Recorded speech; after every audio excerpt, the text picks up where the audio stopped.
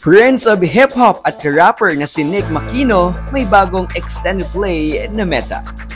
Sa ngayon, maganda umano ang itinatakbo ng karera ng young rapper na si Nick Makino at ibinahagi niya na nakakataba ng puso na may mga taong nagsasabi na siya ang Prince of Hip-Hop.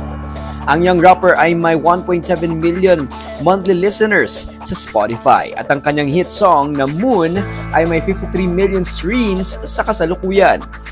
Abala ngayon si Makino sa pagpopromote ng kanyang Meta mixtape. Sa Meta, kabilang ang 5 bagong kanta na Padli, Alas Tres, Mayana, EA or EA at Baby. Nakipag-collaborate si Makino kay Shaolin para sa mixtape na ito.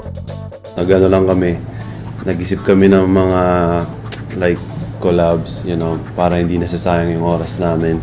Tatambay kami sa studio, magpe-play kami ng beat, gagawa namin ng kanta, so kaya nagawa namin yung Meta mixtape. Mahilig po ako talaga sa music. Pagkadagising ko po, music po agad yung R&B, rap. Bali po, brother-in-law ko po siya, kapatid ko po si Shobby.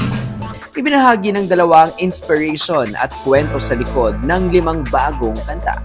Lubos-lubos ang pasasalamat ni Nick sa kanyang fans at pamilya na katulong niya sa pag-angat ng kanyang karera. 2024 is booming, blessed, can't complain, grateful.